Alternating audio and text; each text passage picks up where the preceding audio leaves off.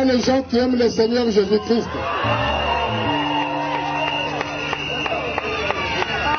Dites que Jésus est mon sauveur. Très fort. Très très fort. Je vous remercie tous au nom du Seigneur Jésus-Christ pour votre patience à cause de l'heure. Je vous demande pardon parce que pour installer tout ce que vous voyez ici, ça a pris du temps. C'est pourquoi je vous demande pardon et je remercie chacun de vous pour être venu.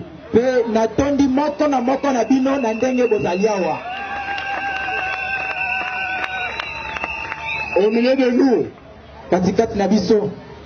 il y a des serviteurs de Dieu, de pasteurs et de ministres qui sont venus honorer la parole et les invitations que nous avons lancées.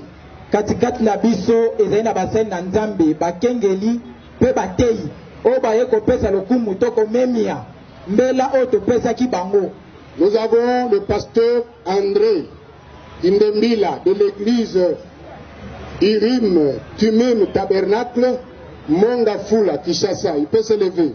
André ya Ecclesia Irim Tumim Tabernacle na Kishasa na komina Mongafula. Nous avons le pasteur Papi Moningo, église le nom de Jésus, Kishasa. Tozalina Mokengeli Papi Moningo ya Ecclesia le nom de Jésus na Kishasa.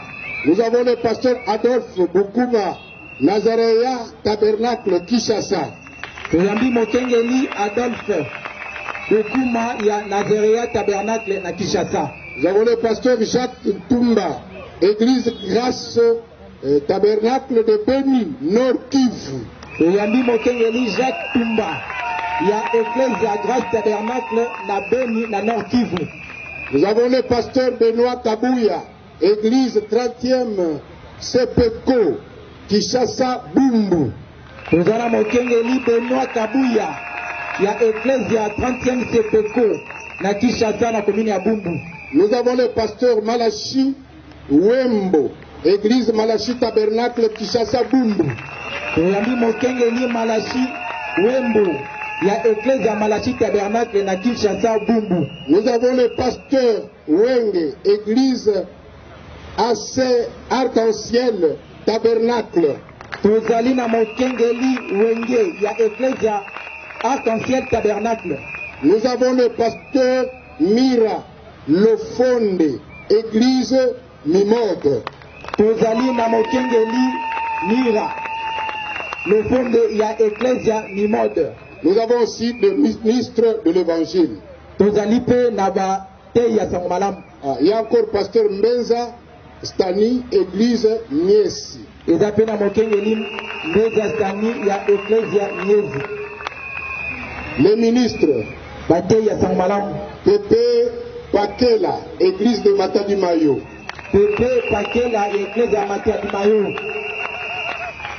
Israël Tambwe, le nom de Jésus Tabernacle.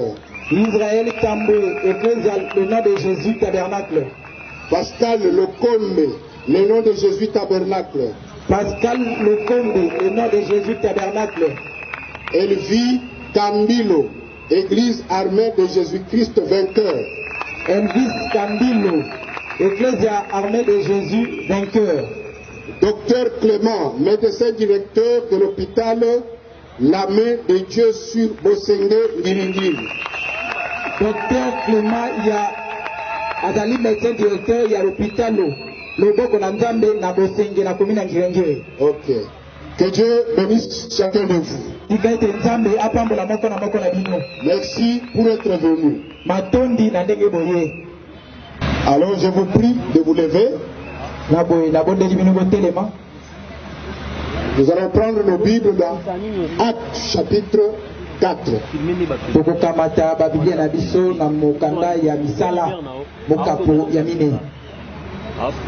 Et là, nous allons lire le verset 11 et 12.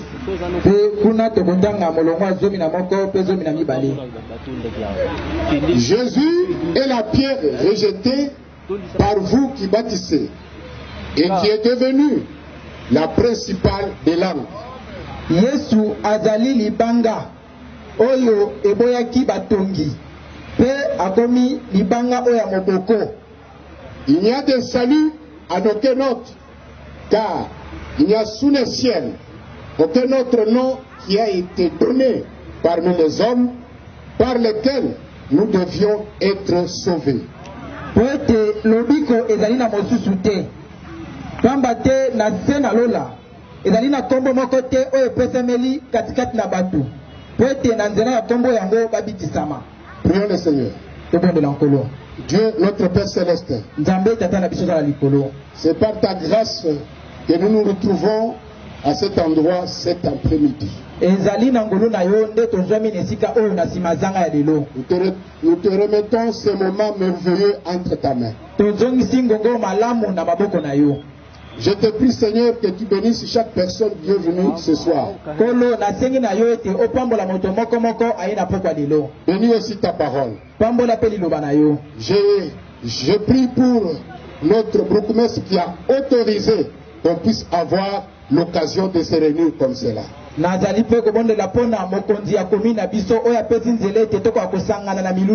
Je prie aussi pour le commandant qui a aussi approuvé cela. Je prie aussi pour les autorités de notre pays afin qu'il y ait toujours la paix. Sans paix, on ne peut pas tenir de réunion comme cela.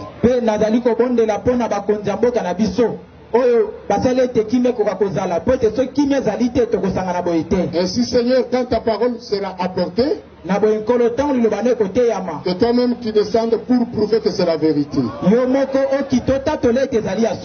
confions dans ta main. Au nom de Jésus-Christ. Amen. Amen. Veuillez vous asseoir. Notre thème de la campagne, c'est le nom de Jésus. Et l'écriture que nous venons de lire, la Bible nous dit que Jésus, c'est une pierre rejetée par ceux qui construisent.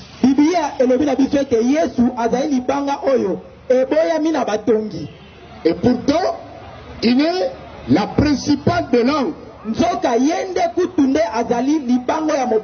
Mais surtout le verset 12. Pour le salut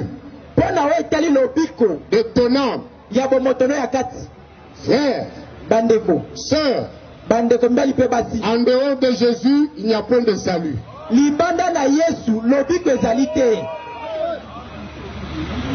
Sur terre ici, vous voulez avoir le salut de ton âme?